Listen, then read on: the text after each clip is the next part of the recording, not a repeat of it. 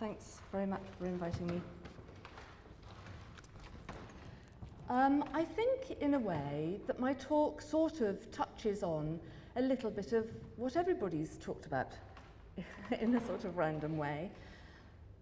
We're at a strange moment when times are very peculiar and turbulent, and we're questioning what and who we are and what we might become. Ideas are up for grabs, some ideas perhaps better than others, and images are powerful tools in helping people understand, well, in processing ideas, really. And I think Byzantine art, which seems so otherworldly to people if they think about it at all, which maybe they don't very often, is an amazing resource full of historical examples of just the kind of imagery and the kind of making which might surprise some people to hear me say this, which is improvised, philosophical, experimental, and also able to address the strangeness of our moment. I'm going to show some images from a time when images played a really significant role in forming new ideas. In this talk, I'm going to discuss some of the ways in which Mosaic addresses, and this again might be a bit of a surprise, issues related to gender, a little bit like Lil's show that she showed, and end with some thoughts about how Mosaic is used in relation to resources, in particular, perhaps in relation to waste materials. So, if you're interested in Mosaic, it's more or less impossible not to be interested in Byzantine art. I said this to Lillian just a little while ago, and she said, actually, I don't like it at all. So Greek and Roman mosaics can be fascinating, sophisticated, and ingenious, but they're generally works that are conceived in one medium, namely painting, and then translated into mosaic. Some of the best-known mosaics, like the Alexander mosaic from the Naples Archaeological Museum, are useful to art historians precisely because they tell them what paintings used to look like, because they've survived while the paintings haven't survived.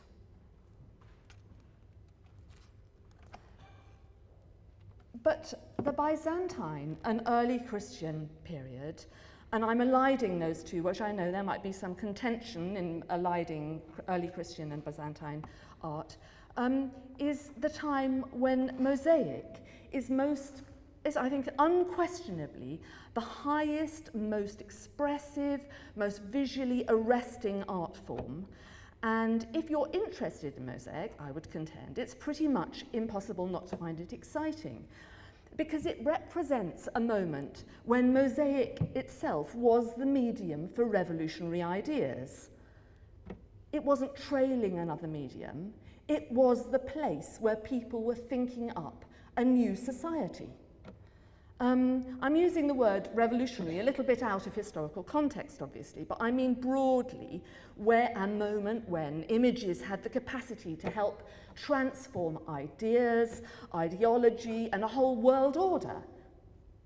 With the coming of Christianity, it absolutely upturned everything. And a lot of those, I mean, it's the time when you might have expected, to see Christ, or you might have expected to see a deity depicted in a sort of imperial way, or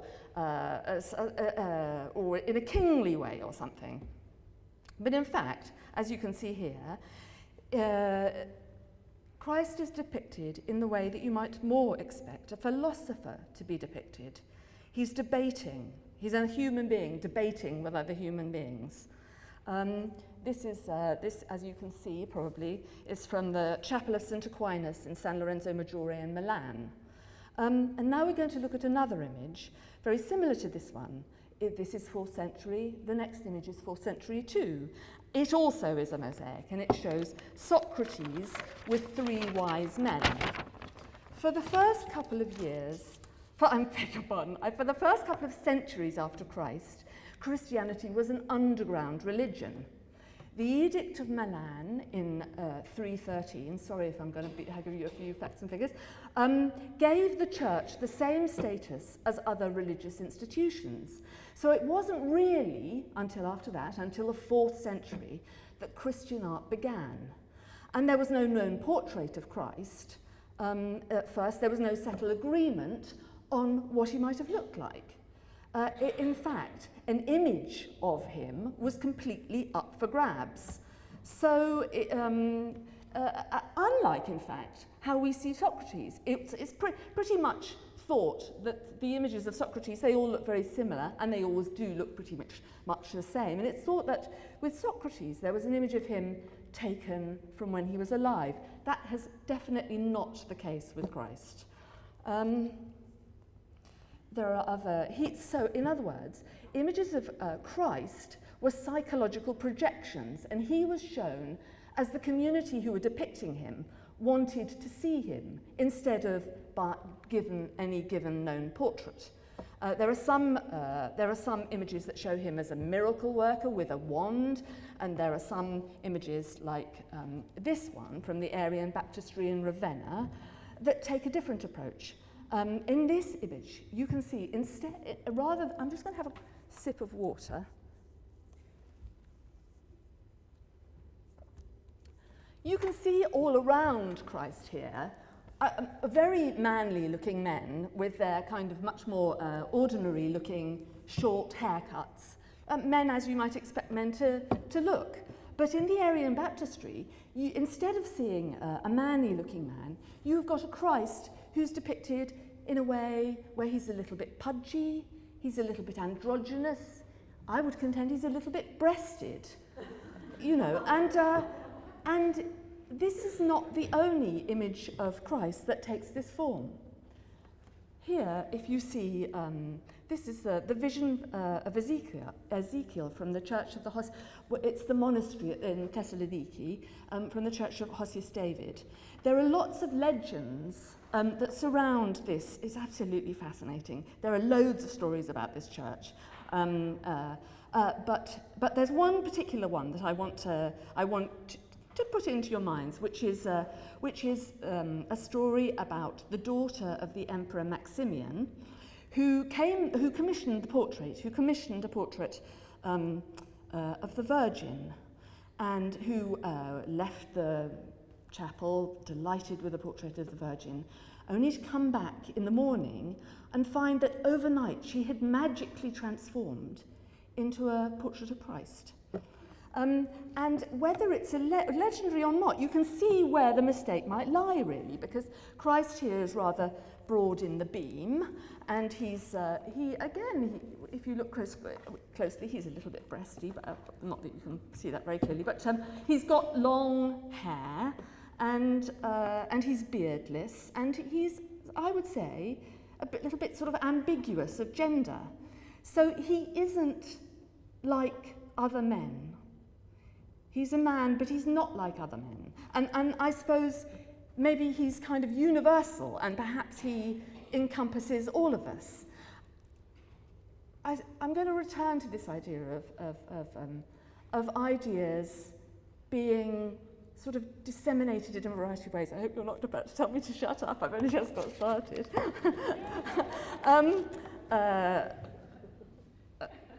Anyway, in these images, I want to argue that Mosaic's effectiveness as an expressive medium, one in which new thoughts could be arrived at, that phenomenon doesn't have to be a thing of the past.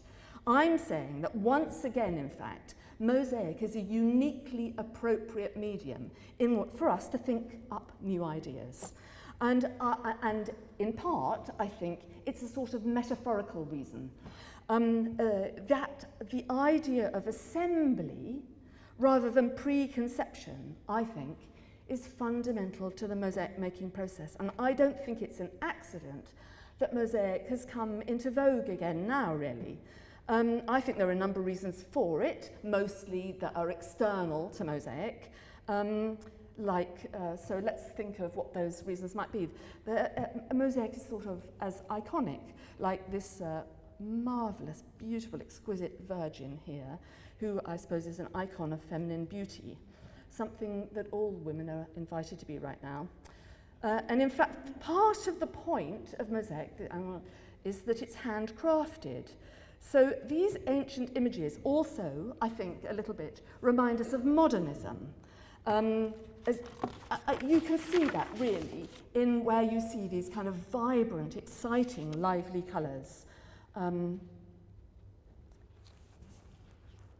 which bear a striking resemblance to some of the works of early modernism, another moment at which there was a quest for new and revolutionary ideas, people looking around for what possible forms we could find to express an entirely new and unforeseen moment, a moment of sort of a revolutionary moment, a moment of absolute change. Mosaic today is where the non-machine made meets new technology, and in fact we've already seen an example of that, I would say, in the mosaic-like pixelation, which is fundamental to the new technological image making. And there is some work that unites an idea of sort of technology, of icons and making, and maybe, and this is one of them. I think you can see this as being a sort of iconic way of representing us rather than deities.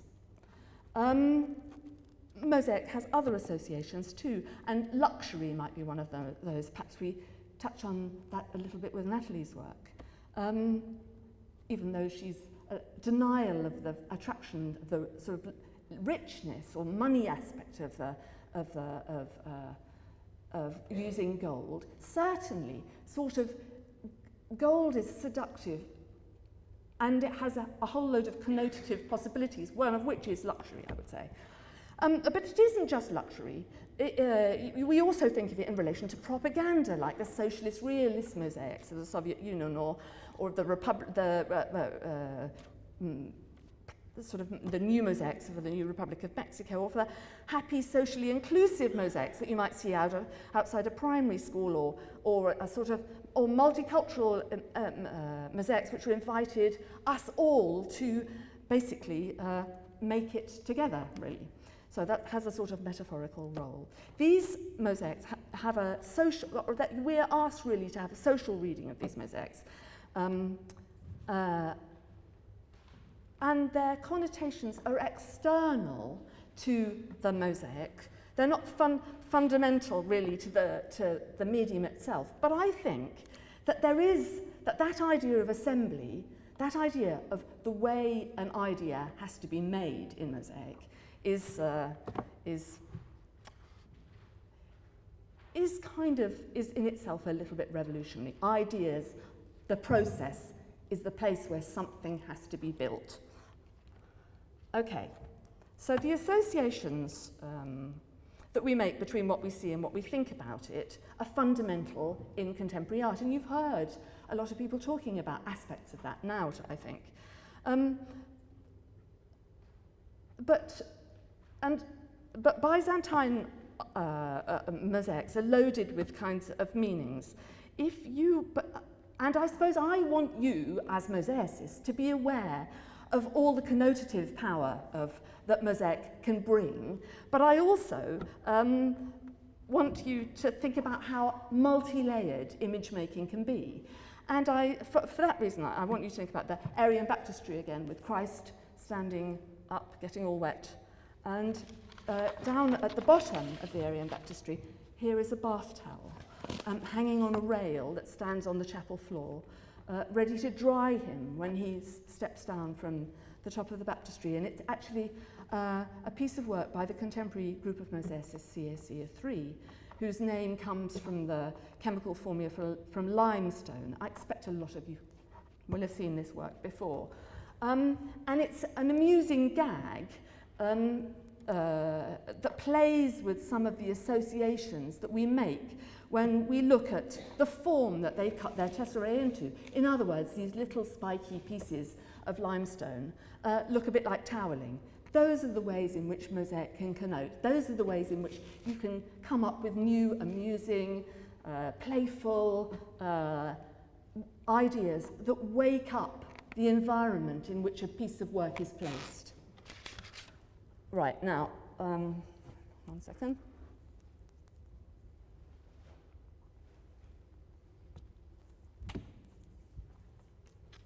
Now I'm going to talk about the carriage army, or the Chora, as it's often known, which shows how rich in allegory Byzantine mosaic can be. When I talked earlier about a need for images that can process what we are now, it was sort of allegory, I suppose, that I had in mind. Allegory which isn't direct, it's more like dreams, where we play with reality, and things can be real and not real. And it's from the perspective of gender that I'm going to look at the Chora, the church, the Chora. I phoned up and spoke, no, I didn't phone up, I sent an email to the Byzantine specialist Liz James when I knew that I was going to be making this, giving this talk about things relating to Byzantine mosaics. Incidentally, yesterday was the publication date, in theory, for her wonderful book about Byzantine mosaics, which I think everyone would be interested to see. But anyway, I'm about to give you a sort of reading of my understanding, my reading of the mosaics of the Chora in relation to gender. And she tells me and assures me that probably it's rather anachronistic, because it wouldn't necessarily have been a reading that would have made much sense in a Byzantine context. But it's a reading that is available to us now, and I'm going to share it, or maybe in a sort of mosaic-y way, I'm going to create it. And I'm going to claim it, because the Byzantine world isn't particularly rich in gender equality, and because there's a reading, perhaps in the way that the early Christians repurposed signs and symbols of paganism in their mosaics, in the interests of new ideas. I want to do the same for mosaic. For women in Byzantine mosaic. So, actually, I haven't said enough about that. I'm just going to carry on a little bit. There are two porches that are in the front of the church of the Chora, an outer one and an inner one.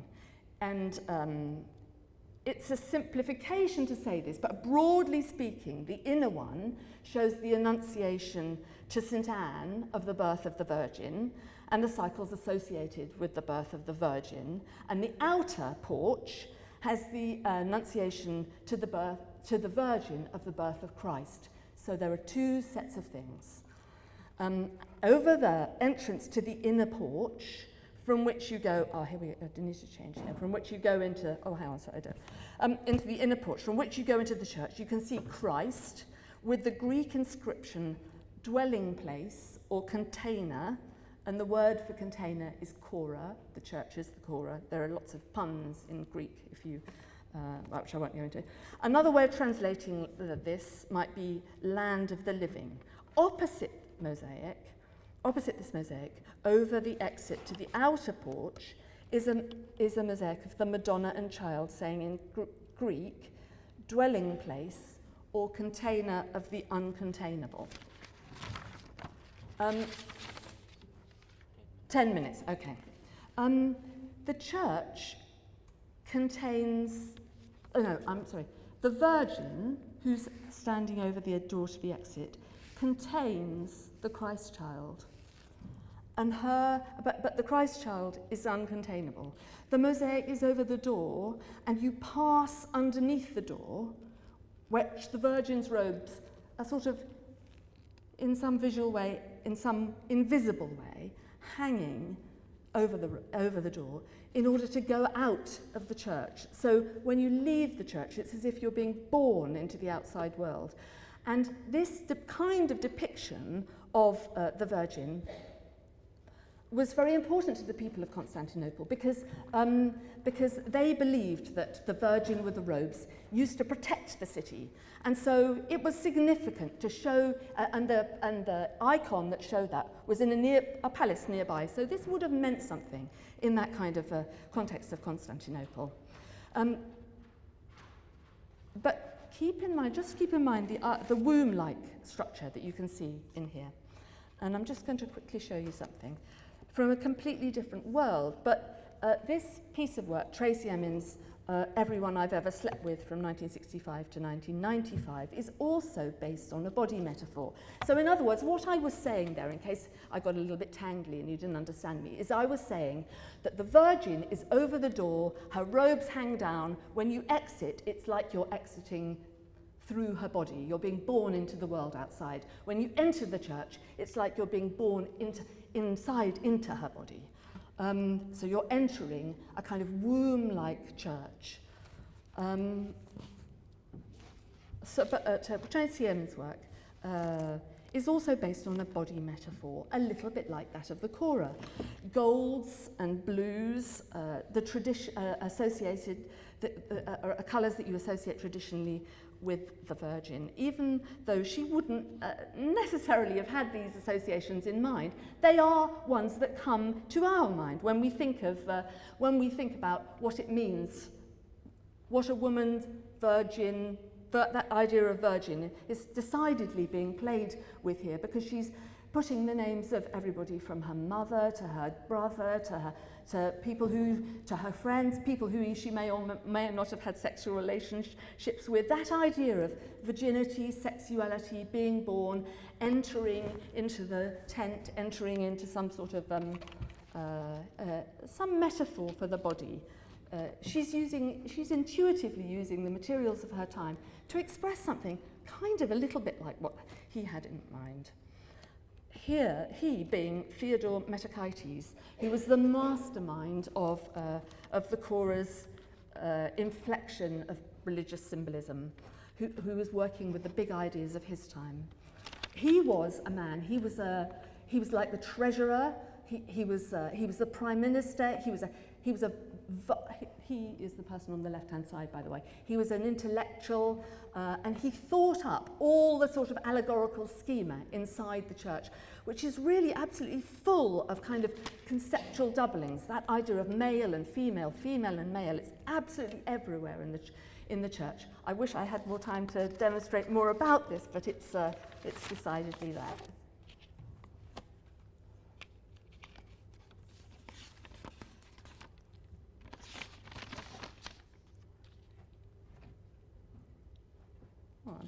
I've got myself in a tangle.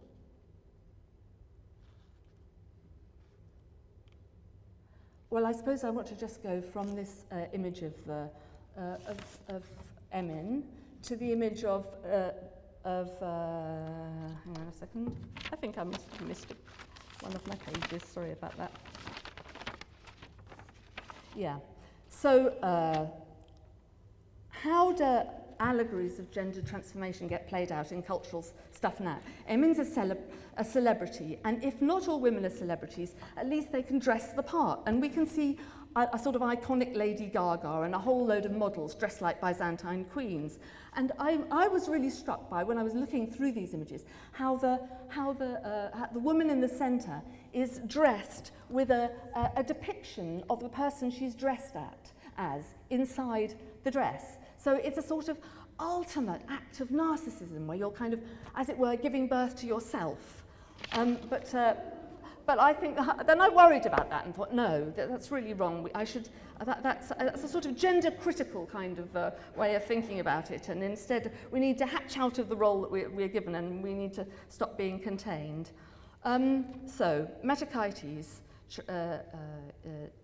presenting the church to Christ. You can't see this, but on the whole of the right-hand side of this, there is, as I said, the whole church is full of doublings of men and women everywhere. But on the right-hand side of this panel, there's nothing. And I'm very, very fascinated as to why there's nothing. I want to make a work that where I fill up that space in some kind of a way. I don't mean for the church itself, but it's a sort of visual proposal about what it might mean to have a space. When I was scratching my head about this, I thought about all these things to do with container, the Christ child contained in the womb, and you'll see some other. Oh. Okay.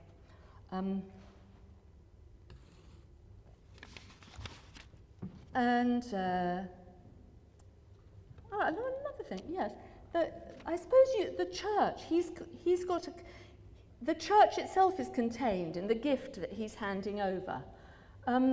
Here you can see the Annunciation to St. Anne. I think it's I'm not sure that everybody would be familiar with the fact that there are two sets of Annunciations, that there's an that, in other words, that not just the Virgin, not just Christ was born of the Virgin, but the Virgin herself was born in some sort of miraculous kind of a way. And those two things run alongside one another together. Here you can see the Annunciation of the angel to St. Anne. And here you can see more containers. You might just think of them as bread, or you might think of them as sort of the transformation of water into wine. But I think all of them have kind of got a resonance of that idea of the container, what's within. In fact, I was really amused when I wandered around this church to see that, because I'd always found there's something about this sort of depiction of the amphoria, a little bit kind of uncomfortable.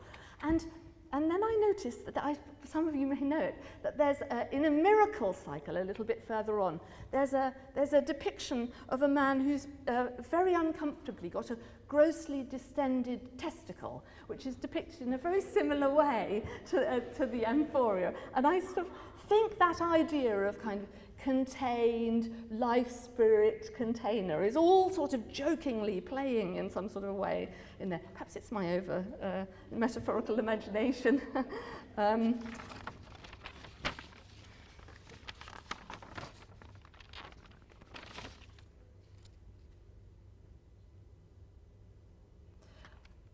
So some of you might think that, hang on a second, I'm just going to just finish off what I was going to say. So Mosaic is important for ideas of transformation, because to put one thing next to another, one tessera next to another, is to create a pattern.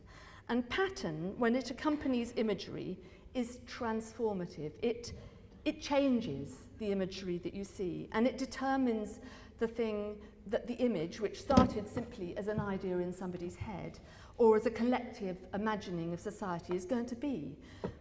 In Byzantine art, deities are transformed, gender is transformed, power is transformed. And the dreams of morality and rightness we have can be transformed by art, and art doesn't have to serve them, it can actually drive and create them. Some of you may have felt that the relationship, may think that what I'm saying is a bit familiar. That idea of the sort of the transformative power of visual assembly might seem a little bit familiar from that idea of that early 20th century sort of assemblage or sort of cubist context. And it's true, there is a relationship with that. But I think that particularly since we've lived in a society where that idea of the transformative, sort of powerful, symbolic truths that you can have by making something which is I don't know, meditative or kind of sort of powerfully communicative. A lot of those ideas we've sort of jettisoned, really, and instead we've come up with something where we think that we're sort of cynical and knowing and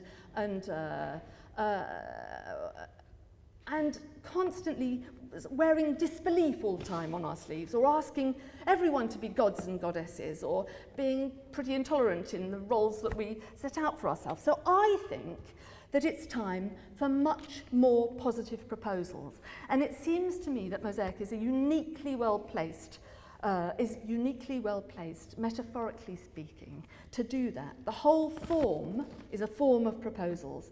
It can be, and it is, and remains often, and carries on being, made from remains, from waste materials, from the bits and pieces left over when, well, very often, even Roman mosaics were made from when marble, when much bigger things were made. It was the byproducts of building that would be made into mosaics, from scraps of ceramic, from broken pottery, and from waste material. And in my case, from waste, in this here, waste pottery and actually medieval waste pottery.